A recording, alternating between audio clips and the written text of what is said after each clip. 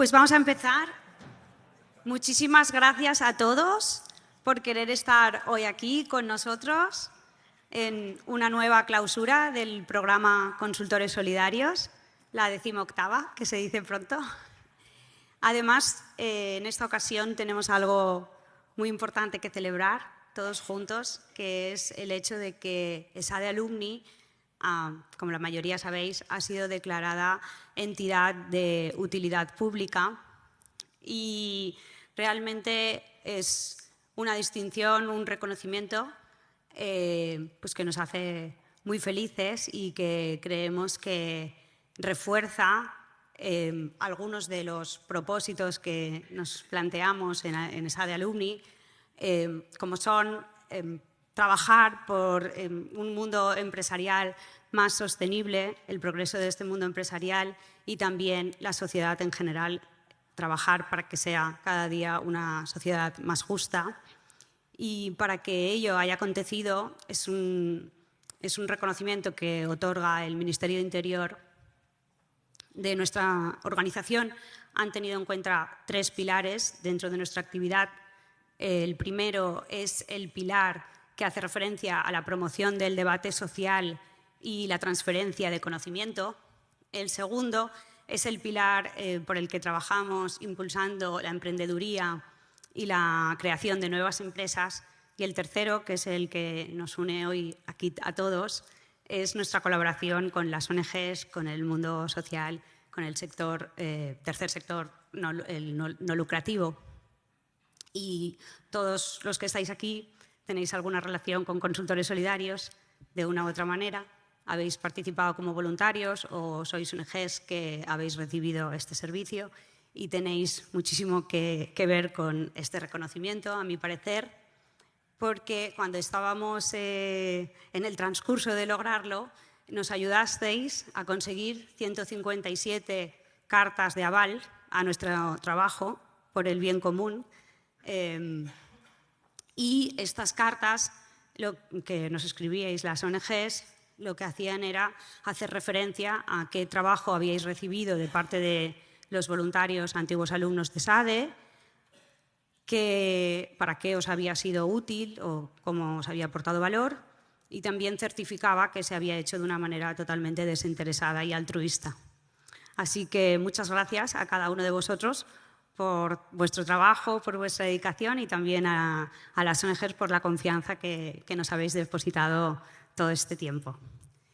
Me ha hecho mucha ilusión, he visto algunas personas que son veteranas, que no han trabajado a lo mejor en Consultores Solidarios este año, pero que tienen una fuertísima vinculación con el programa y el mérito es de todo ESADE Alumni, pero también un poquito de cada uno de vosotros. En lo que hace referencia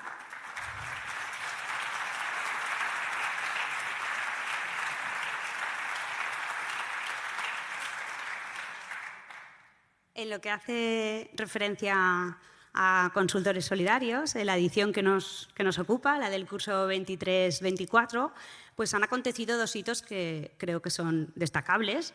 El primero es que nos consolidamos en la ejecución de proyectos a nivel internacional. De los 45 proyectos que hemos llevado a cabo, hay 5 que se han hecho fuera del Estado español, concretamente en Alemania, en Grecia, en India, en Perú y en Sudáfrica, así que repartidos por los continentes. El segundo hito es que a partir de este año hemos tenido de una manera formal estudiantes de tercero unidos y repartidos en cada uno de los proyectos. 50 estudiantes. Siempre teníamos estudiantes, pero de una manera, pues bueno, venían por su cuenta y riesgo, les abríamos la puerta, no les íbamos a decir que no, pero viendo que este interés iba creciendo, hablamos con la escuela, quisimos formalizarlo y también que se les reconociese su trabajo con 2 créditos. La verdad, han tenido una muy buena acogida. La mayoría de coordinadores me habéis pasado un feedback ampliamente favorable y a los estudiantes que os hemos pasado un pequeño cuestionario, pues lo que más quiero destacar es que nos habéis dicho que habéis aprendido mucho. Así que yo creo que esto también es muy de agradecer y, bueno, demuestra que el programa va evolucionando. Y para dar testimonio de ello vamos a tener aquí 3 testimonios. Un estudiante que va a hablar en nombre de los estudiantes, que es el Jan Volta, que ha participado, ha participado para la Fundación Roura, que es una fundación que trabaja en la Ciutat Vella de Barcelona, trabajando para los colectivos más desfavorables. También tendremos a continuación a Eulalia Conde, que también puedes subir y ahí prepararte si quieres, Eulalia, dando su testimonio en nombre de los antiguos alumnos. Además, ella tiene doble mérito porque ha sido voluntaria en 2 proyectos a la vez.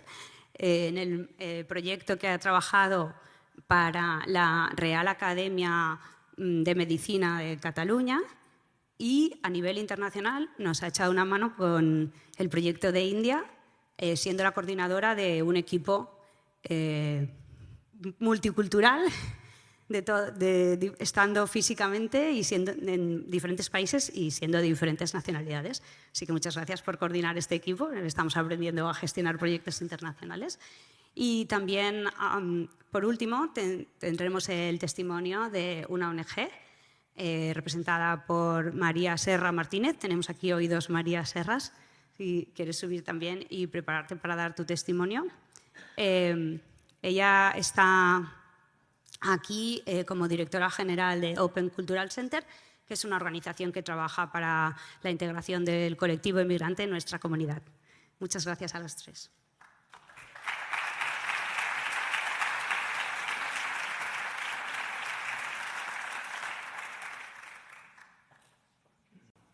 Bueno, buenas tardes a todos. En primer lugar, pues agradecer a SADE-Alumni por la organización. Y bien, yo soy Jan Volta, soy estudiante de 3er año del doble grado de AD y Derecho. Y bien, he tenido la suerte de colaborar con la Fundación Roura, como os ha comentado anteriormente, que su misión es mejorar la situación de vulnerabilidad pues, de personas, en este caso en la ciudad de Barcelona, que está muy arraigada a nuestra ciudad. Y bien, el problema que nos trasladaron era que ellos, para mejorar esta situación, tenían distintas ramas de actividad. Estas ramas de actividad tenían a su vez distintas condiciones laborales. Lo que querían era unificar pues, los distintos criterios y digamos, en el primer encargo ellos pensaban que la mejor forma sería un convenio colectivo. Luego, pues, después de analizar la situación, pensamos que sería a través de un pacto de empresa y es lo que hemos estado haciendo durante este año, ¿no? Y luego, a nivel personal, pues como alumno, simplemente me cabe recomendar este proyecto porque la verdad que es una suerte poder trabajar con personas, ahí está mi equipo, pues de distintos perfiles, distintas edades, distintas carreras profesionales y que muchas veces no tenemos la suerte de ello en las aulas, ¿no? Y luego también me comentaron que comentara pues, la parte práctica y la teórica, ¿no? Que se aprende en las aulas y cómo se aplica en la realidad. Y pues bien, hoy hemos tenido el examen de Derecho Laboral y os puedo garantizar que el 90% más o menos del examen se hubiese podido aplicar en el proyecto. Así que nada, agradecer de verdad a la organización y nada, solo me queda recomendar el proyecto y seguir apoyando el año que viene. Gracias.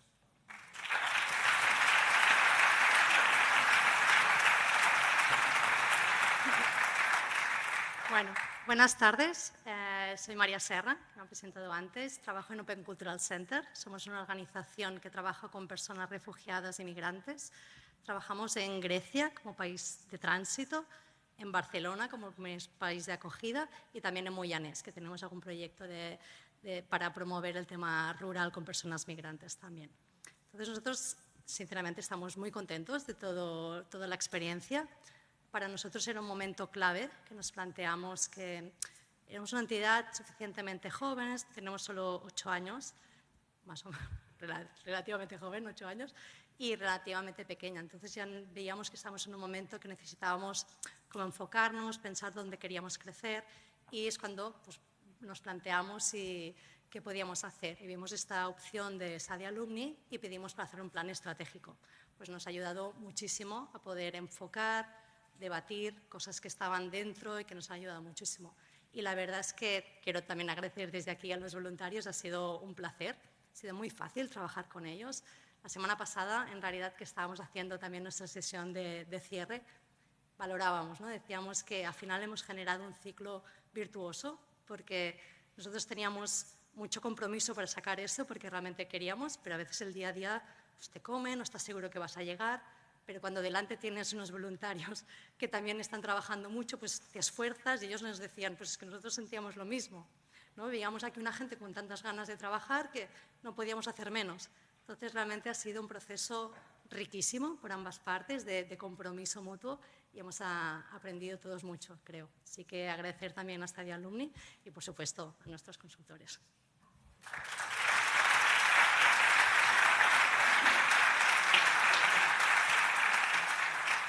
Gracias. Bueno, soy Eulalia Conde, antigua alumna desde 1993. Antes de explicaros mi experiencia personal, permitid que os haga una pregunta. ¿A quién le gustan las gominolas? ¿Y qué pasa cuando comes una? ¿Puedes dejarlo o necesitas otra y otra y otra? Pues una experiencia similar es lo que me ha pasado a mí con Consultores Solidarios. Me apunté a un proyecto de ámbito local aquí en Barcelona, amb la Reial Acadèmia de Medicina de Catalunya, en el que requerían o necesitaban un plan estratégico para afrontar el futuro. Luego se coló en mi correo un mensaje en el que pedían consultores para proyectos internacionales. He vivido en el extranjero muchos años y en esos momentos yo encontraba faltar un poco el international flavor. Llamé a Naila de ESADE y acabé apuntándome al proyecto de Bombay to Barcelona. Es una cafetería que está en India, en Bombay, y con vocación social. Trabajan con chicos de la calle, les enseñan, les forman para que luego puedan trabajar en el mundo de la restauración. En estos momentos están buscando inversores para poder comprar un local y necesitaban un pitch deck. Entonces, allí nos pusimos, como bien ha definido Isabel, un equipo araña, esparcido literalmente por todo el mundo. Localizar la hora para encontrarnos y reunirnos ya fue todo un reto. Pero bueno, al trabajar en estos dos proyectos, con lo que yo me he quedado es que la diversidad no solo existe cuando hay diferencias de religión, raza o cultura. También existe aquí, entre los que hemos crecido en el mismo sitio y nos hemos educado en esta casa, en ESADE. Al final, nuestras experiencias, la manera que vivimos nuestra vida, así como las diferencias de edad, generan una cantidad de perspectivas y de diferentes ángulos que me hacen decir que esta ha sido una experiencia muy enriquecedora. No solo enriquecedora, también ha sido una experiencia a veces agotadora. También tengo que decir que me quedo con la sensación de que he dado poco. Y hablando con consultores solidarios, me han dicho, bueno, el poco que tú crees que has dado para las entidades a las que ayudamos es un mucho. En resumen, el año que viene yo vengo a por más gominolas. Muchas gracias.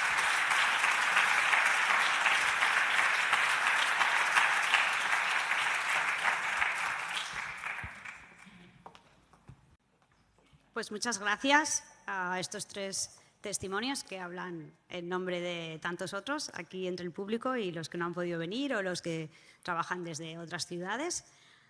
Me gustaría ahora decir que la educación y la concienciación sin duda son pilares fundamentales en este camino, ¿no?, en el que estamos todos hacia la transformación por un mundo mejor. En Alumni pues creemos en ello y por eso tenemos incorporados en nuestros programas de continuidad, en nuestros webinars, en nuestras sesiones de reflexión y debate, materias que tienen que ver con sostenibilidad, que tienen que ver con todo lo que hace relación al mundo social, a los problemas que hay en nuestra sociedad. Y por eso hoy en esta línea hemos querido invitar a unas personas que están altísimamente comprometidas en ello y que han forjado y forjan su profesión a través de un firme propósito social y medioambiental, a los que pido ahora que suban y voy a presentar. María Serra, ella es la más joven de nuestras invitadas, tiene 21 años, es activista por la justicia social, también es embajadora de la Unión Europea por el Pacto Climático y me gustaría que subieras, por favor, María. A presentar aquí. Gustavo Carlson es nuestro siguiente invitado. Él es generador de contenido en materia de naturaleza y aventuras y también es divulgador climático. Adelante.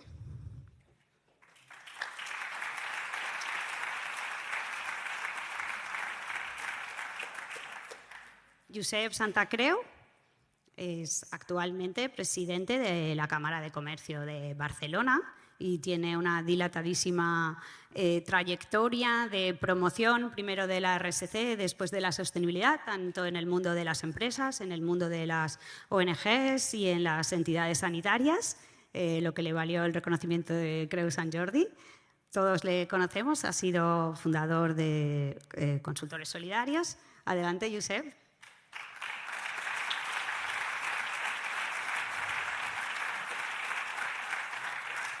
Y por último, Daniel Sánchez es el presidente de SADE Alumni, también es miembro del patronato de SADE, socio fundador de Nauta Capital y muy comprometido en su posición como presidente de Ship2B Venture con la promoción del emprendimiento. Muchas gracias. Daniel va a moderar la mesa. Bueno, gracias a todos por estar aquí. La verdad es que estoy contento de... Es la primera vez que como presidente de Alumni estoy en este acto. Yo diría que Alumni Social es el orgullo de SADE Alumni, con todo el respeto del mundo por todo lo demás que hacemos. Y la verdad es que quiero felicitar muy sinceramente a todo el equipo que hace esto posible, muy especialmente a Isabel, y daros las gracias a todos los que habéis participado. Ayer se lo comentaba a Isabel que igual que cuando eres presidente de SADE Alumni, que es una actividad que tiene mucha, o sea, que es una asociación que tiene mucha actividad y hay muchas cosas que como presidente no ejecutivo no controlas y a veces pues te tienes que comer alguna bronca que dices, bueno, yo no he tenido nada que ver con esto. Con Alumni Social me ha pasado ya un par de veces lo contrario, que viene alguien y te felicita, oye, qué trabajo que hicisteis en ese proyecto y tal. Y yo pienso, bueno, la verdad es que no tuve nada que ver con eso, pero me cae una felicitación sin merecerla. Sin más preámbulos, vamos a ir a la mesa redonda. La idea es hablar un poco pues, de cómo podemos aunar en las carreras profesionales también este compromiso y este propósito. Tenemos, como ha dicho Isabel, a 3 personas de perfiles muy distintos. Me gustaría que os presentéis vosotros mismos. Yo a María le decía hace un momento que cuando a Gustavo y a María los he conocido hoy, ¿no? Hace un rato. Y le decía a María que cuando leí que era embajadora de la Unión Europea para el Pacto Climático y que además tenía una dilatada experiencia, pues claro, yo me imaginaba una señora de 45 o 50 años y digo, si no llega a ser porque ayer me dijo Isabel que tenía 22 años o 21, ¿cuántos tienes? ¿21 o 22? Hago 22 en julio. Vale. Digo, igual me hubiese creído que era la hija de María, pero no, es María. Confirmo. Bueno, hay 2 Marías Serras, Sí. o sea, se ve que es algo social que haya Marías Serras en el ámbito de las ONGs. Me encanta. ¿Nos cuentas muy brevemente tu trayectoria, en qué consiste lo de ser embajadora de la Unión Europea, cómo llegaste ahí, etcétera? Muy brevemente, yo soy estudiante, ¿no? Delante de todo, me gradué este año, con muchas ganas, la verdad. Y nada, yo empecé activismo en 2019 con el movimiento de Fridays for Future, el movimiento joven que sacó a millones a las calles por la acción climática. Y desde entonces no he parado. O sea, he pasado de ir a las calles a ser activista y me dedico principalmente a representar a la juventud en espacios de tomas de decisiones donde normalmente no estamos representados, lo cual también quiere decir que nuestros intereses no están representados. Por tanto, tanto a nivel institucional como de organizaciones, me dedico un poco a ser la voz de la juventud y a defender nuestros derechos. Muy bien. ¿Y lo de embajadora de la Unión Europea? ¿Esto cómo? Pues es esto en la Unión Europea. Básicamente, el título de embajadora europea se da, bueno, cuando se hizo el Pacto Climático Europeo, se quiso que tuviera una pata como democrática y que fuera hacia abajo para intentar entender qué quería la sociedad, ¿no? Porque al final el cambio climático es algo que hacemos juntos, es un proceso muy largo y muy profundo y que se hace como sociedad. Y se quería que tuviera una pata que fueran embajadores climáticos, gente que estuviera en las calles o en instituciones o en las clases, por ejemplo, y que fueran activistas del pacto y de otras cosas, ¿no? Es un reconocimiento al final a gente que trabajamos en el sector y a mí me da como un poco la llave y el título para poder luego ir a otras instituciones y decir que soy embajadora del Pacto Climático Europeo, que se me tome en serio, ¿no? Por tanto, es un poco la llave desde las calles y la juventud y el Parlamento Europeo, que a veces es algo como súper abstracto y muy lejano. Muy bien. Gustavo, contigo la verdad es que no hemos tenido ocasión ni de hablar un momento, porque nos hemos conocido aquí cuando estábamos los dos sentados. La verdad también te tengo que decir que me ha sorprendido tu juventud, te esperaba joven pero no tanto. ¿Nos cuentas un poco tú Quizás también? engañe, ¿eh? ¿Qué? Quizás engañe, ¿eh? Casi 30, ¿eh? Ahora. ¿Ah, sí? Bueno, no tan joven, no tan joven, es verdad. Casi 30. Casi imagínate. 30. Menos mal que todavía no lo En has julio cumplido. también, ¿eh? Cuéntanos un poco tu actividad, lo que haces o lo que has hecho, tu trayectoria. Sí. A ver, yo vengo del ámbito del cine y del documental y demás. Al final yo estudié esto y mi vida iba enfocada a esto, hasta que dio un vuelco mi vida y empecé a viajar por el mundo. Y fue cuando me di cuenta realmente de los problemas a los que se estaba enfrentando el planeta, ya no solo a nivel naturalístico, sino a nivel social. Y fue cuando una chispa en mi mente que dije, tengo que intentar mezclar mis aptitudes en el audiovisual para contar la problemática que está pasando. Y ya no solo documentar lo que está pasando y convertirme en esta ventana para todo el planeta, para la gente que no lo ve, pues que lo pueda ver, sino también para educar a las personas que pues, no tienen los medios. Muy bien. Luego profundizamos un poco más en cómo compaginas la parte de ganarte la vida con esto, con la parte de activismo. Ahora profundizamos un poco más. Bueno, nuestro tercer invitado, yo creo que seguro que muchos le conocéis personalmente o por referencias o por haberlo visto en prensa, que es Josep Santacreu. Así como a María y Gustavo los he conocido hoy, a Josep yo creo que lo conocí hace más de 25 años, que trabajé como él de consultor cuando él era un joven y brillante consejero delegado de DKV en España. Josep es médico de profesión, tuvo diversos cargos de responsabilidad en gestión hospitalaria, luego ha sido durante muchos años, de 25 o más, ¿no? Consejero delegado de DKV en España, o sea que ha tenido una trayectoria profesional completa y exitosa, pero seguramente lo que es más remarcable de Josep o más único es la amplísima vocación que ha tenido por involucrarse en proyectos sociales y medioambientales a través de fundaciones, de ONGs. Ha sido, lo ha dicho Isabel, y es verdad, me consta que uno de los impulsores de toda el área de alumni social y de los proyectos de alumni solidarios. Le han dado la Cruz de Sant Jordi, como también ha dicho Isabel. Y ahora ya al final, cuando ya estaba, pues supongo un poco harto de ser tantos años consejero delegado de DKV, dije, bueno, ¿ahora qué puedo hacer ahora? Y ahora es presidente de la Cámara de Comercio de Barcelona, como es público y notorio. Y no sé, Josep, acaba de complementar un poco tú y sobre todo explícanos cómo decidiste y cómo empezaste a involucrarte de manera tan decidida. Yo, aunque rompo un poco el guión, si me permites, como tengo vinculación con este proyecto desde el inicio, quiero insistir en una cosa, que hemos de ser muy agradecidos y pediría un aplauso para Isabel y su equipo, porque no sé si ha ido ahí.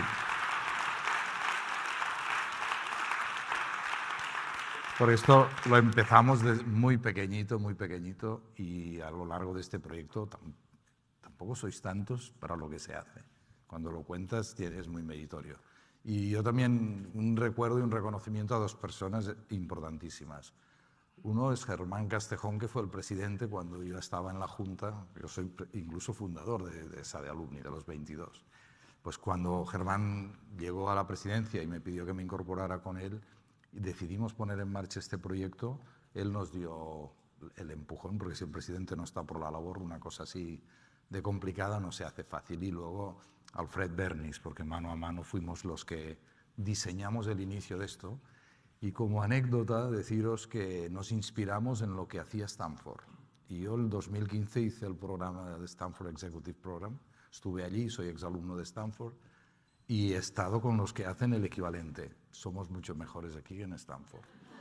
Y lo digo porque yo recibo las revistas y hacen un gran trabajo, pero les hemos superado. No tienen 45 programas al año, no tienen la agilidad, y esto lo hacemos con muchísimos menos recursos, porque Stanford, eso sí que os aseguro, porque las universidades americanas no se puede comparar nada con lo que tenemos aquí de recursos en general, ¿no? Bueno, quería decir esto primero. Y lo segundo, aunque pueda sonar sorprendente para algunos, yo empecé como ellos. Yo empecé a los 14 años en mi pueblo, en Guissona, con un grupo de amigos, porque había una hambruna en África y nos movilizamos para hacer una captación de fondos. Era una Navidad, me acuerdo. E hicimos la captación de fondos con mucho éxito. Conseguimos con una cesta estas cosas que hace mucho dinero, y nosotros, como éramos muy inocentes, pues lo hicimos, dijimos, lo haremos y damos el dinero a UNICEF, y usamos el nombre de UNICEF. Entonces uno que vivía en Barcelona y venía allí de vacaciones, le dijimos, oye, coge el dinero y llévalo a UNICEF. Lo llevó a UNICEF y se llevó una bronca de campeonato, porque claro, éramos unos críos que usamos el nombre de una ONG sin autorización, porque ni nos pasaba por la cabeza de que teníamos que pedir autorización. No, es obvio, ¿no? Pero bueno, éramos chavales y ahí empezamos. Como nos pegaron tal bronca, pues al año siguiente lo hicimos para Medicus Mundi, pero antes fuimos a hablar con Medicus Mundi. Porque una del pueblo había estado Medicus Mundi en África, y bueno, y eso que fue el primer contacto. Yo ya no dejé de estar en Medicus Mundi, acabé siendo el secretario ejecutivo de Medicus Mundi, hice el programa de gestión hospitalaria en esta casa, siendo el responsable de Medicus Mundi, llevando varios hospitales en África, y luego ya entré en hospitales públicos, en toda esta historia. Bueno, yo la verdad es que siempre dije que volvería al mundo de las ONGs, dejé Medicus Mundi porque era un entorno muy poco profesional. En esa época éramos solo 5 ONGs de desarrollo.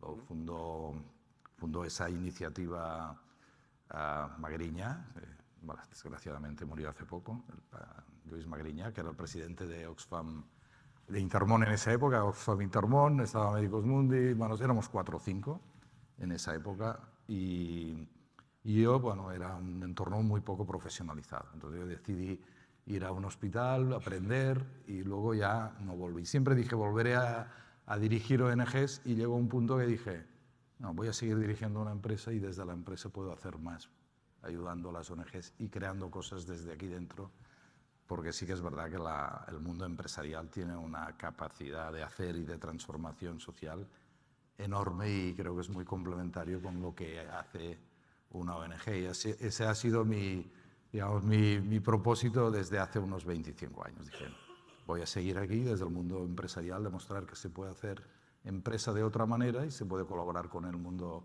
social y medioambiental desde la esencia y con buenos ejemplos. Esta es un poco mi trayectoria. Muy bien.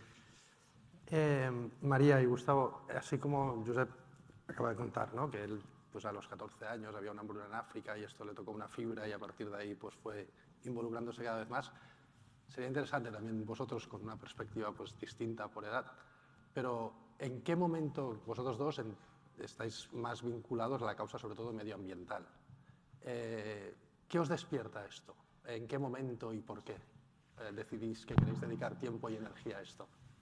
Empiezo. Adelante.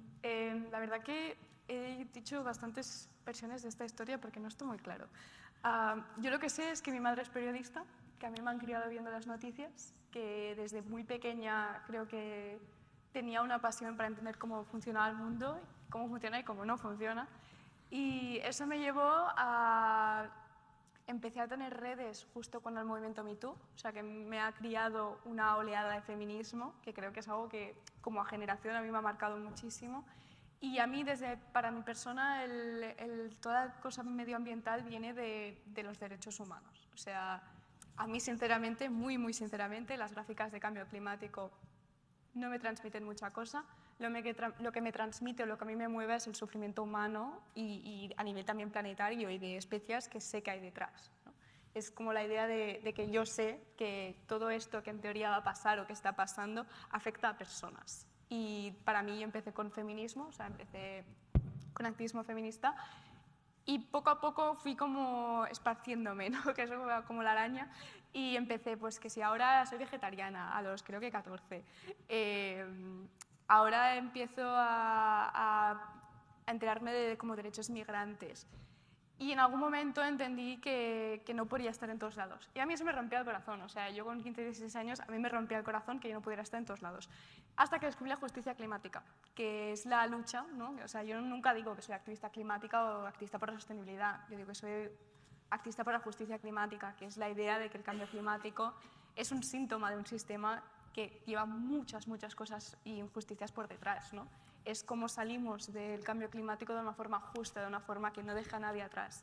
Y yo me identifico con esa causa, con la causa de decir, vale, sabemos que hay un riesgo, que hay un peligro y que es muy grande. ¿Cómo nos organizamos como sociedad para poder salir de esto sin que nos coste vidas, sin que nos coste derechos y encima haga un mundo mejor, ¿no? Y me enamoré, o sea, yo me enamoré de la justicia climática, lo contó como una historia de amor. Y desde entonces pues tuve la gran suerte de que se alzó un movimiento juvenil a mi alrededor. Yo creo que empecé a hacer cosas por la justicia climática o clima a principios del 2019 y meses después Greta Thunberg salía a las calles. Entonces se alinearon todos los astros de mi vida y tuve la suerte de estar entre los jóvenes que fundamos el movimiento juvenil aquí en Barcelona y la capacidad de liderarlo y ser portavoz durante 2 años. Por tanto, me acompañaron muchas cosas y se alinearon muchos astros y la verdad que no me puedo quejar. Muy bien. ¿Y tú, Gustavo? Bueno, ¿esto funciona? Como dije antes, todo fue a raíz de empezar a ver el mundo y sobre todo a través de una curiosidad innata. Leer. Ahora. A ver, ¿hablas? Sí. Hola, sí. Como decía antes, de empezar a viajar, a ver mundo, y a través de una curiosidad innata de leer y ver muchas documentales y demás. Al final, pero con tus propios ojos, como en cosa de 10 años... Espera, creo que no se oye bien. Mira. Ay, lo siento. Está roto. Qué suerte. Ahora acabas de contar. Esto le pasa al de los Problemas del vídeos. directo. Al de los vídeos le pasa. Josep, mientras luego volvemos con Gustavo, pero a mí había una cosa que la verdad es que lo he pensado a veces cuando veía la cantidad de proyectos en los que estabas involucrado, siendo a la vez pues, un puesto de tanta responsabilidad como consejero delegado de KV en España, que era hasta qué punto esto es sinérgico o más bien es complicado poder compaginarlo todo. Y cómo, lo digo porque aquí pues, hay mucha gente que trabaja y que intenta a la vez y que no sabe dónde sacar tiempo. ¿Tú cómo lo has hecho esto? ¿Y cómo lo has vivido? Que hay 2 ámbitos. Uno es la dedicación personal, ¿te refieres? Sí. O más cómo compaginar con la empresa. ¿Cómo puedes compaginar con la empresa una actividad social y medioambiental tan intensa como lo que has tenido? Sí. Y por un lado, bueno, y tener las dos cosas, ¿no? Ser excelente en las dos cosas. No, yo la verdad es que cuando pasé del mundo social a hospitales públicos, bueno, era joven y tenía sitios de mucha responsabilidad, ¿no? Quizá la generación que estudiamos a unos metros de aquí, en el otro edificio, pues nos encontramos que muy pronto teníamos posiciones de responsabilidad inusuales para la edad que teníamos. Entonces, yo los primeros años, la verdad es que tirar adelante el Hospital del Mar, que yo era director médico del Hospital Olímpico, el Hospital de Galicia con 4.000 empleados, tan joven, casi no tenías tiempo para nada más que para lo esencial. Y poco a poco empecé, pero ya una vez estando en DKV, empecé a poner en marcha proyectos. Y al inicio, es curioso, yo me autocensuraba.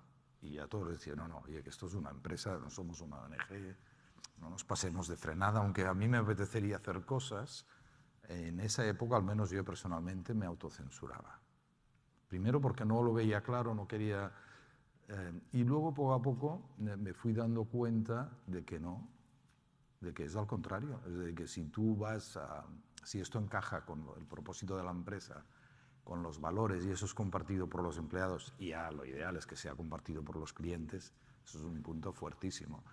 Y ahora, si me preguntas, diría, de la empresa que he dejado, creo que una de las esencias competitivas que tiene es todo este legado de valores, de proyectos, nuestra fundación Integralia, los temas. Nosotros somos neutros en CO2 en DKV desde el 2007. Bueno, podría poner muchos ejemplos, ¿no? Yo creo que llegó un momento y dije, no, es todo lo contrario, esto no hay que esconderlo, ¿no? Yo a veces pongo el ejemplo que en las empresas muchas veces se piensa que cuando los profesionales entran o empiezan a trabajar, porque ahora ya no entran en la empresa, están en casa algunos con el teletrabajo, pero que cuando se empieza a trabajar como que hay que aparcar los valores más propios tuyos en lo que crees más, lo que te motiva más, será el cambio climático, la justicia social, el tema de género, todos estos temas hay que dejarlos aparte y entrar a la empresa, a veces incluso cogiendo, ¿no? Poniéndote un cuchillo en la boca y a vender más o a tener más de resultado. Y bueno, me di cuenta que es todo lo contrario. Lo que hemos de hacer es que los profesionales de una organización estén todo el día dentro de la empresa con sus valores y con sus propósitos, y que esto esté alineado con los propósitos de la empresa. Que esa es la mejor manera para que la gente esté comprometida, y si está comprometida será más capaz de innovar, será más capaz de ser más productiva y hay seguro más garantías de ser competitivo a largo plazo. O sea, para mí ahora, llegado a este un poco cenit de la carrera, os digo es que la excelencia en la gestión empresarial, ya que estamos en una escuela de negocios, la excelencia en la gestión empresarial hoy en día no se puede valorar si no hay también un componente de excelencia en lo social y medioambiental en una empresa. Además creo que es justo, vamos, es obvio que fuiste en esto un avanzado y un pionero, porque los últimos, diría, 5 años, probablemente un poco más, todo lo que es el liderazgo con propósito, las empresas con propósito, que son capaces de atraer talento, que son capaces de incluso posicionarse en el mercado. O sea, esta idea de que no solo no roba tiempo, sino que es sinérgico con tu negocio principal, creo que es una idea que ha irrumpido con mucha fuerza, pero tú fuiste probablemente de los primeros, ¿no? O fuiste muy avanzado en este sentido. Lo sufrí en propia carne con muchas dudas, pero bueno, al final encontramos el camino. Muy bien. Gustavo, que te hemos interrumpido. Ahora sí. Me estabas contando. ¿Funciona? Sí. Cuenta un poco cómo vives lo que te decía antes, ¿no? De que, por un lado, es tu profesión y de lo que tú vives y con lo que ganas dinero. Por otro lado, es también tu vocación y tu parte de activismo. En este caso, no es una empresa que hace una cosa determinada y que además se involucra en un proyecto que probablemente es distinto de su negocio principal, sino que en tu caso van muy unidos, ¿no? ¿Esto tiene algún tipo de conflicto? Constantemente. Es decir, esto es 100% vocación y 100% amor a nuestro planeta y a todos los seres que viven en él. Entonces, sí que el tema de la sostenibilidad se ha hecho tendencia en estos últimos años, que en cierta manera es guay que sea tendencia, pero también han nacido estos greenwashing y demás empresas que quieren acoplarse a este movimiento para limpiar imagen o lo que sea. Entonces, es ciertamente complicado porque hay muy pocas empresas que inviertan y que te hagan un buen soporte en todas las cosas que hacemos, y la gran mayoría, pues, las pocas que hay, pues no pueden. Entonces, al final, yo vivo mucho de mi labor de filmmaker o de fotógrafo, y el 80-90% lo invierto en seguir viajando, creando conciencia, creando vídeos, y después las pocas marcas que llegan y tocan a la puerta en las redes sociales, pues se les hace una inspección a fondo para ver si son aptas para poder promocionarlas y darles voz. Entonces, es complicado porque a día de hoy todavía no hay empresas que estén 100% alineadas a nuestro propósito, pero poco a poco hay más y es un buen síntoma. Pero a día de hoy sí que creo que hay muy pocas personas que te pueden decir que viven 100% de concienciar y de luchar por el clima. O sea, es 100%. Siempre tienes que tener un plan B, porque está complicado. Tenía una pregunta para más adelante, pero ya que lo has mencionado, lo construimos sobre esto. Cuando dices que les haces, ¿cómo lo has dicho? Una inspección a fondo. Una inspección a fondo. ¿Qué miras tú en una marca o en una empresa para decir esta es apta, esta no es apta? Evidentemente hay que ver qué tipo de marca es, pero sobre todo que sea vegana, cruelty free, que tenga trazabilidad, que los productos sean lo más orgánicos posible, intentar que sea local, y después que haya un propósito detrás de la marca ya no solo de enriquecerse, sino que intentar crear un valor positivo en la sociedad y en el clima. Una marca, no vamos a decir nombres, pero una marca conocida que te ofrece probablemente más dinero que una marca local de las que sí pasan la inspección y has tenido que decir que no. ¿Eso te has encontrado con esta dilema, no? Hemos renunciado a cantidades de dinero enormes que dices, hostia, me hubiese solucionado el año. Pero hay filtros, es decir, hay varios baremos y evidentemente todo depende muchísimo de los propósitos que tú tengas anualmente. No hay marca perfecta, eso está clarísimo, no hay marca perfecta. Y evidentemente hay veces que tienes que claudicar en ciertas cosas y ser consciente de tus incoherencias. Pero evidentemente, bueno, hay algunas que entran, otras que no, y tienes que ser consciente de eso, pero del 90%, todas las colaboraciones que llaman a la puerta, nos quedamos con un 20 o un 15. O sea que es decir, que no a mucho dinero.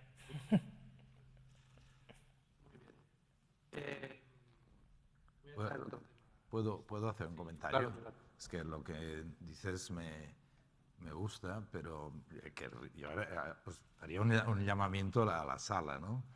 Claro, pues tú te lo planteas que renuncias a proyectos profesionales porque no encajan en tus valores. Yo en el libro que escribí sobre este tema, cambio climático, con María coincidimos en una mesa redonda. Es un libro se llama Plántate, no estoy vendiendo el libro, pero para que sepáis de qué va y ahora dónde voy, ¿no? Es sobre crisis climática, pérdida de biodiversidad y salud humana. En las recomendaciones que hago al final a los individuos, digo, los individuos podemos ser, en un momento dado, ciudadanos o consumidores. Como ciudadanos hemos de actuar, domingo hay unas elecciones, pues hay que votar a los partidos que niegan el cambio climático, no los podemos votar, llevándolo a un extremo, ¿no? Y luego a los políticos hay que exigirles que cumplan los programas si se han comprometido en estos temas. Pero en la parte de consumidores, es que todos somos consumidores. Entonces, ¿por qué no miramos las marcas? ¿Y qué hay detrás de las marcas en el ámbito social, medioambiental? Y eso, bueno, costará el yogur un poquito más, un poquito menos. Yo creo que hemos de tomar esa posición, la ciudadanía. Tenemos un poder que no usamos, que como consumidores podemos dirigir a las empresas hacia un lado o hacia otro. Y cuesta un esfuerzo, y seguro que no es el esfuerzo que te cuesta a ti de renunciar a un buen contrato de una marca que no te apetece trabajar. Como ventana no puedo recomendar algo que yo no consumiría y no puedo recomendar algo en lo que yo no creo 100%. No, sería muy poco honesto por mi parte. Entonces, evidentemente, el 85% de las marcas, 90%, les da igual un montón de temas que para nosotros son súper importantes. Entonces, tienen que pasar. Sí, lo que pasa es que, insistiendo un poco en el comentario de Josep, ¿no? Yo creo que lo tuyo, si quieres, es más radical, tiene más mérito. Sí, hombre, tiene mucho más. Porque además, mucho más tú renuncias a dinero, pero claro, que dice Josep, ¿no? Otra cosa es que si todos tomamos conciencia de que nuestra función como consumidores podemos tener un impacto real en qué se consume, qué se deja de consumir y en qué marcas nos vemos reflejados y en qué no, entre todos, cada uno de nosotros individualmente, no hace mucho, es evidente lo que estoy diciendo, ¿no? Pero si todos nos ponemos de acuerdo, puede haber una diferencia. Y también como inversores, que los que tengáis pues una determinada cantidad para invertir, sea grande o pequeña, también hay una función ahí muy importante, ¿no? Dejarme una cosa que no quiero dejar de decir, que es que ESADE Alumni tenemos la política, en ESADE en general y en ESADE Alumni en particular, de no meternos nunca en política porque suele ser un lío meterse en política, ¿no? Pero es cierto que este domingo hay unas elecciones, Josep ya lo ha dicho directamente, que no se puede votar a según qué partidos. Yo se lo quería preguntar a María.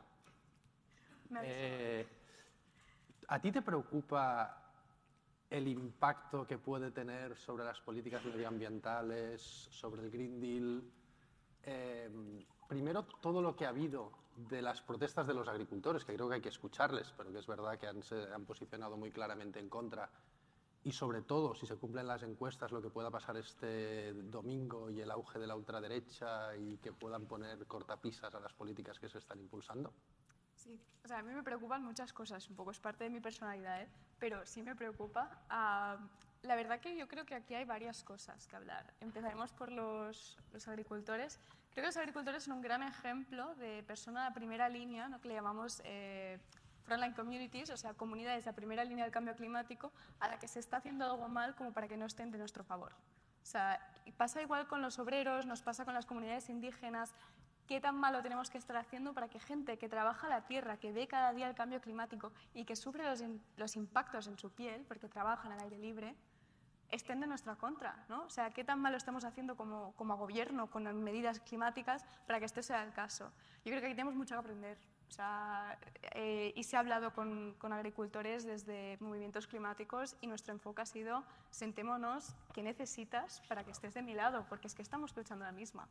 Porque al final, si yo no gano mi batalla, tú no podrás conrear igualmente. Entonces, partiendo de que queremos lo mismo, ¿qué estamos haciendo mal para que estés de no? Y al final te dicen que no es que estén en contra de políticas climáticas, sino que es que les están perjudicando. Y eso no puede ser. No puede ser que nuestros agricultores les perjudiquen políticas climáticas que en teoría tienen que ir a su favor y que tienen que proteger sus tierras.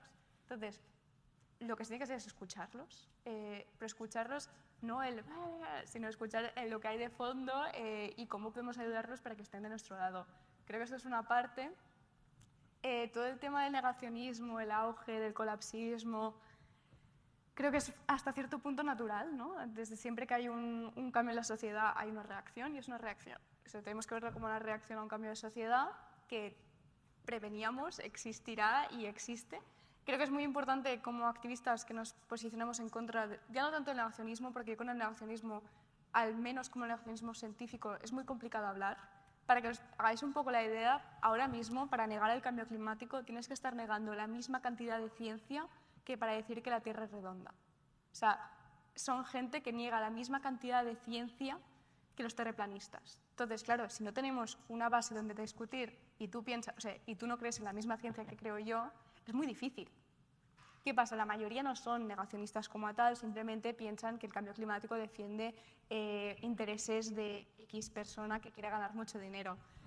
Ojalá a mí me pagaran mucho dinero por hacer activismo climático, no es el caso, pero sí que es verdad que hay intereses detrás, igual que hay intereses de todo el mundo en el negacionismo, igual que llevamos 60 años de intereses de negacionistas del petróleo. O sea, por lo tanto, creo que con negacionistas es muy complicado hablar, pero con toda la gente del medio sí que se puede hablar. Entonces, con esta gente, ¿por qué? ¿No? O sea, ¿qué es de la lucha del cambio climático, que en teoría tiene que hacer un mundo más justo, con menos desigualdades y habitable para todo el mundo, que a ti te parece tan mal? Y normalmente te vienen con argumentos más o menos válidos, pero que vienen de argumentos que yo comparto, que son el miedo, el pudor al cambio y las ganas de no cambiar cosas que para ti son seguras, ¿no? Con esto, empatía. Yo tampoco sé qué será mi futuro, cómo será mi futuro, y también me da miedo. Y yo igual he ido por el lado más radical de activismo climático para intentar yo controlar ese futuro y saber cómo irá, pero también entiendo el otro lado, ¿no? Entonces, creo que el negacionismo y conservar y debatir de una forma sana como sociedad es algo que hemos perdido y que es súper necesario. Las elecciones europeas. Yo estuve la semana pasada en Bruselas en el acto que se hizo para presentar el Pacto Climático Verde 2.0, lo han llamado, que es el pacto climático que da dineros a regiones y ciudades. Y si algo me llevé de ahí, que es algo que si estudias en relaciones internacionales y ves cómo funciona la europea, es que no es tan fácil cambiar leyes europeas. Entonces, aún sí hay un gran auge de la extrema derecha y llegan al Parlamento, que cambien la integridad del pacto climático no es tan fácil, lo cual a mí me tranquiliza bastante. Sí que es verdad que lo que pueden hacer es poner 1000 trabas, ¿no? y retardacionismo y hacerlo mucho más lento e ineficaz. Esto sí. Pero ¿qué pasa? Que al final el 90% de las acciones climáticas y legislaciones son de ciudades y pueblos. O sea, la Unión Europea puede dar todo el dinero que quiera, pero no lo puede aplicar, lo tenemos que aplicar nosotros. Por tanto, creo que organizarnos como sociedad, estar organizados a nivel local, a nivel de ciudades, y hacer estas ciudades verdes, ciudades justas, tiene mucho más impacto que lo que pasa en Europa, aunque nos den los dineros de ahí. Tranquilizar con que el Pacto Climático Verde es un pacto que a nivel legislativo es súper transversal y ha tocado y ha cambiado muchísimas legislaturas y muchas leyes más allá de lo que es el Pacto Climático Verde. Por tanto, para deshacer todo el trabajo que se ha hecho es muy complicado. O sea, está muy bien collado, está muy bien Sí, pero no deja de ser muy frustrante, creo yo, y seguro que muchos de los que estamos aquí coincidiríamos, que haya un auge a nivel internacional tan fuerte en Europa, en España con Vox, en Italia, en Francia, en Alemania, en todas partes, en Estados Unidos con todo el trumpismo, en Brasil en su momento también con Bolsonaro, en Argentina con un hombre que dice que la justicia social es una aberración, y ver que o ganan elecciones o tienen auges espectaculares, ¿no? No sé si queréis comentar algo alrededor, pero para mí es una cosa que me cuesta de explicarla. ¿Cómo puede ser que los que pensamos que esto no tiene ni pies ni cabeza no consigamos transmitir, pues eso, que no tiene ni pies ni cabeza y que no tiene sentido, ¿no? Pequeño apunte. Yo creo que al final viene de, como decía antes, de unas emociones que compartimos todos, de un miedo y de que, o sea, en los últimos 5 años la inestabilidad y las crisis han sido continuas. Y delante de crisis e inestabilidad hay gente que necesita una seguridad. Y si yo no te puedo darte esta seguridad porque te estoy planteando un cambio, te estoy planteando algo mejor, es algo que no has visto, es algo que no has tocado. Y ante este miedo, mucha gente necesita una estabilidad que es, vamos a volver a lo tradicional. ¿Qué es lo tradicional? No sé hasta qué punto yo me identifico tradicionalmente con los valores que están diciendo, ¿no? Pero viene de necesito algo que pisar, ¿no? O sea, estoy cayendo y necesito algo que pisar. Y yo con esto puedo empatizar, y sobre todo con la juventud que cree esto. La juventud que está votando a la extrema derecha ante el panorama, ante las crisis, la precarización y que parece que seamos el saco de toda la sociedad al que golpear. Yo puedo entender rabia, puedo entender un albarote ante las guerras, ante los genocidios, puedo entender rabia y albarote, creo que está mal dirigido. Pero creo que es muy importante como no aislar más a esta gente, no más, es que no puedo entenderlos, son inhumanos, son monkeys, ¿sabes? O sea, son gorilas, no, son gente como tú y yo que tiene emociones muy profundas de lo mismo que tú y yo, pero se está dirigiendo muy diferente. Muy bien. Y esto al final se soluciona con información y educación, porque no creo que haya personas que toman malas decisiones, sino hay personas que no están debidamente informadas. Entonces, creo que en muchos ámbitos estos grupos están utilizando la economía y las crisis como una excusa para desbancar todo lo otro como que no es importante. Y lo que creo que una de nuestras misiones es intentar informar y educar para que esa información llegue absolutamente a todo el mundo y la excusa o el motivo de que voten a uno u otro sea porque conocen todo y con el conocimiento son capaces de tomar decisiones coherentes. No sé si... Muy bien. Bueno, esta es una pregunta, Dani, complicadísima. Yo estoy bastante frustrado a nivel personal y como generación. Yo creo que aquí estamos algunos ya de una edad, como generación, somos una generación fracasada. Eso es así.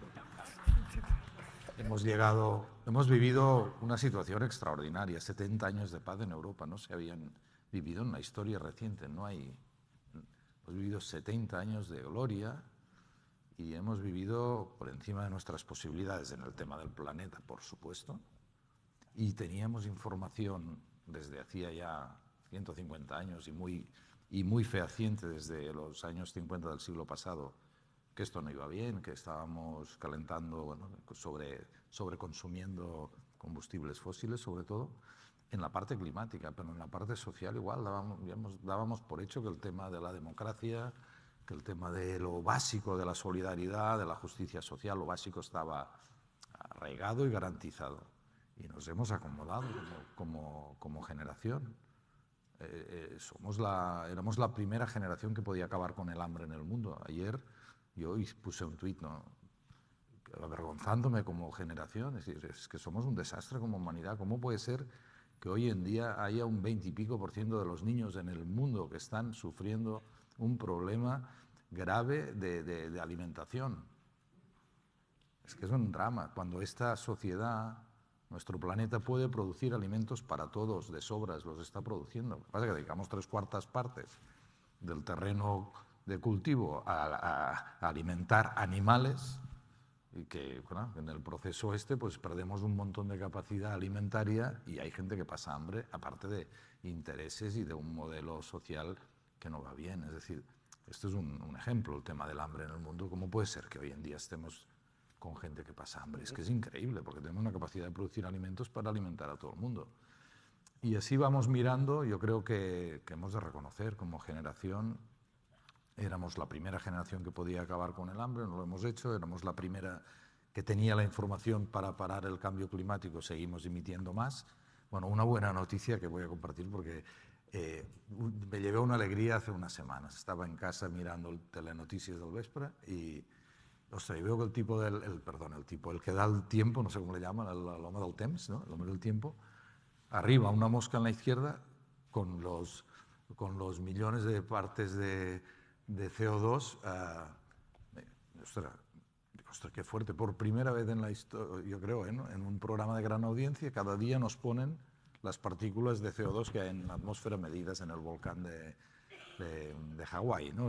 Que es el que sirve de medida. Bueno, y al menos por fin empezamos a comunicar de una manera masiva cuál es el problema.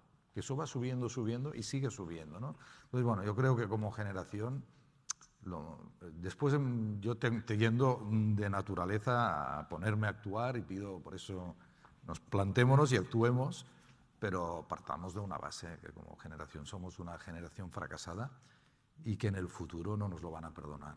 No nos lo van a perdonar lo que hemos hecho. Y como no nos pongamos las pilas, nos perdonarán menos, porque cada vez es todo más complicado y no hemos hecho los deberes y no los estamos haciendo. Y ahora ya os empiezo a tocar a vosotros.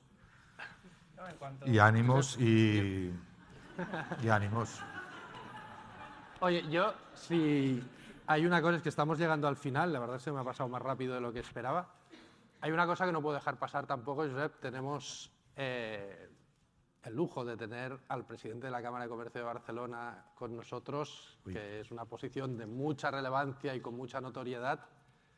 Sé que esto daría para una conferencia entera, pero te pido un esfuerzo de síntesis brutal. ¿Nos cuentas un poco, en general, qué se pretende desde la Cámara de Comercio y, en particular, ya que estamos donde estamos, qué podemos hacer desde la Cámara de Comercio para todo esto que estamos hablando, para contribuir a la justicia social y medioambiental? Sí. Bueno, esto es complicado, ¿eh?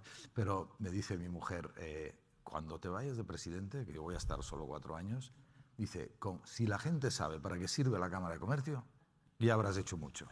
O sea, me pides lo explicar, esto es muy difícil. Entonces, bueno, nosotros las cámaras de comercio fundamentalmente, sí, en general en el mundo, pero sobre todo en España en concreto, sirven para 2 cosas. Una es, somos los representantes del mundo económico ante las administraciones públicas y ante terceros, ¿no? Entonces, nosotros tenemos el derecho de ser escuchados y la autoridad y la responsabilidad de estar muy cerca de las administraciones para cuando hay legislaciones, cuando hay proyectos, cuando las cosas no van. Y bueno, por eso las cámaras lo que hemos de hacer es recuperar la autoridad moral, la fuerza para ser un poco más activistas. Y si hoy hay cosas que no se hacen bien, pues vamos a marcar al mundo político y a veces a sectores empresariales para que las cosas vayan bien.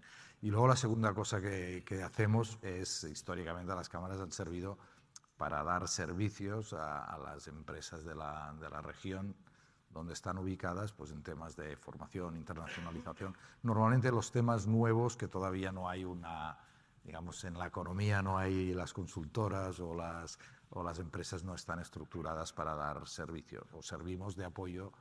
Por ejemplo, ahora en la Cámara de Barcelona una de nuestras principales actividades es que colaboramos con la Unión Europea para la digitalización de empresas a través de un programa de Next Generation, que es el Kit Digital, o ayudamos a formar personas que no tienen facilidad de encontrar ocupación para que se reciclen con programas de fondos europeos. Este tipo de cosas hacemos, ¿no? Pero bueno, a la pregunta de qué voy a hacer yo con estos temas, bueno, tú me conociste, y lo que no ha dicho él es que era un brillantísimo asesor, que además nos ayudó en una operación y salió bien, o sea que... Y ahí conocí a Dani, y tú recordarás en esa época que, bueno, cuando yo hablaba de que nos autocensurábamos un poco, también digo una cosa, que cuando estás en una organización, first things first, ¿no? Primero lo primero. Y tú lo que tienes que poner es orden en la casa, que las cuentas salgan, que tu principal objetivo se cumpla, el que espera el mercado, el que espera el propietario, el que espera los clientes, tienes que dar ese trigo. Y después, si das ese trigo, puedes evolucionar. Eso es lo que yo hice en DKV y empezamos con temas sociales, medioambientales, y eso es lo que estamos ahora en la Cámara. O sea, ahora en la Cámara, el equipo nuevo, pues estamos intentando superar una situación de 4 años de déficit y bastantes problemas relacionales.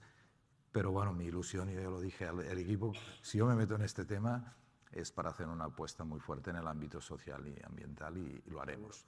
Una de las cosas que vamos a hacer, vamos a medir la huella de carbono de Cataluña y vamos a medir la huella de carbono, esto ya me comprometo en público, no lo he dicho nunca en público, vamos a montar un sistema para que el conjunto de la comunidad sepa qué hacemos y qué hacen pues, los diferentes sectores, una ciudad. Yo creo que esto es imprescindible, que tengamos métricas y que nos pongamos planes para cada uno, a nivel de empresas, a nivel de organizaciones, y a nivel individual nos pongamos planes para la reducción de emisiones todos. Muy bien, pues mucha suerte. Ahí estamos. Gracias. Gracias. Nos vemos en la podio.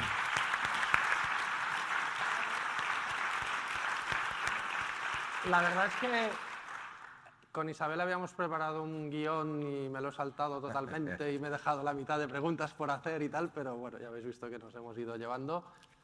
La verdad es que me ha hecho ilusión moderar esta mesa multigeneracional, ¿no? Josep y yo como una generación, y vosotros dos, si me permites, Gustavo, aunque estés a punto de cumplir 30, te pongo en la misma generación que María. Y si tenéis un último comentario, nos podéis hacerlo, y si no, lo dejamos. Sí, a mí me gustaría volver otra vez al tema de la generación fracasada.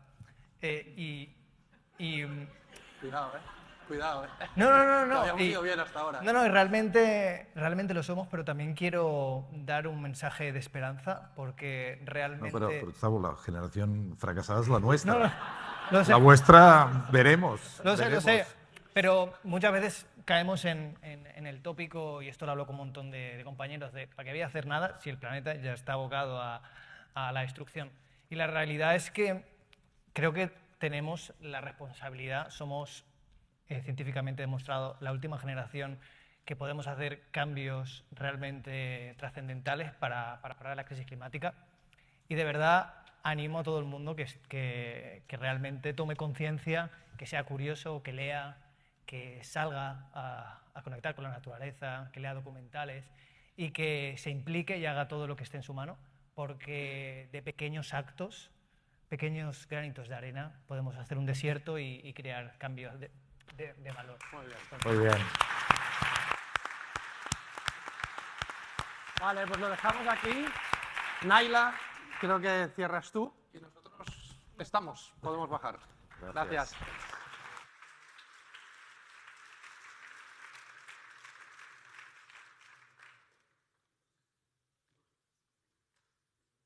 Bueno, buenas tardes a todos. Muchas gracias en primer lugar por la mesa redonda. Soy Naila, ya muchos me conocerán de tantos emails que mando.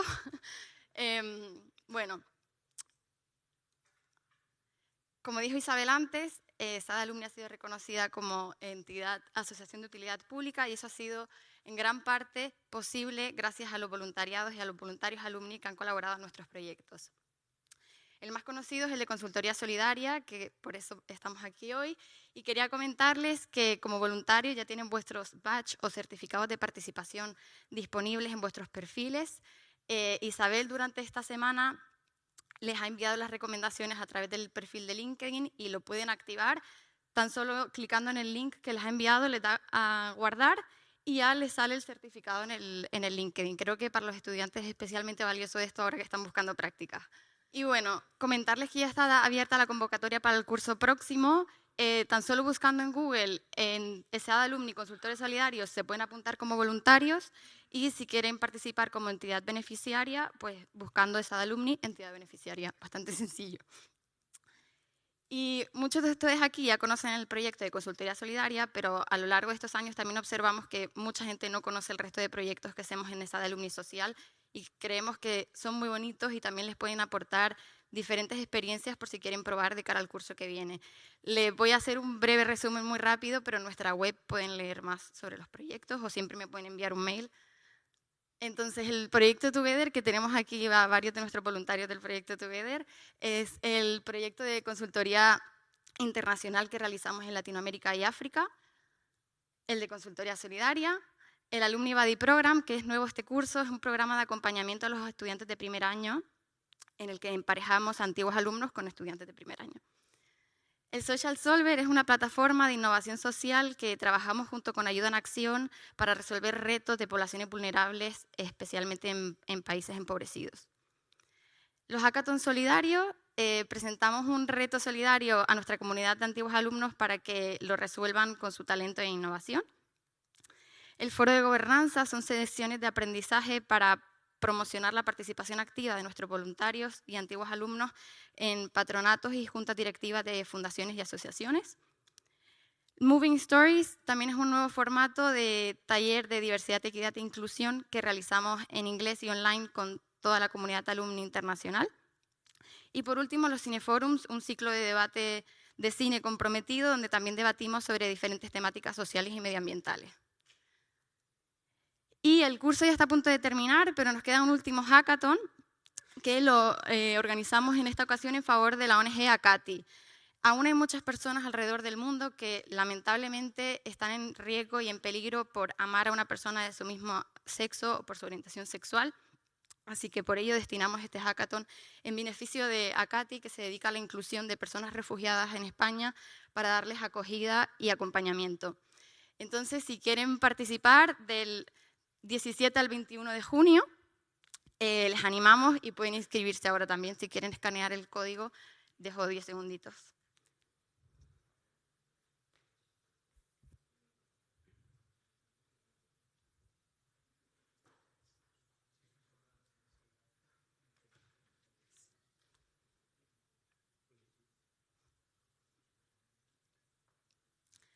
Y para terminar, en ESADE Alumni en general, no solo en ESADE Alumni Social, estamos muy comprometidos con mejorar nuestros servicios y proyectos en beneficio de la comunidad de los antiguos alumnos y por ello esta semana hemos lanzado una encuesta y agradeceríamos muchísimo si más tarde pudieran tomar el tiempo en responderlo.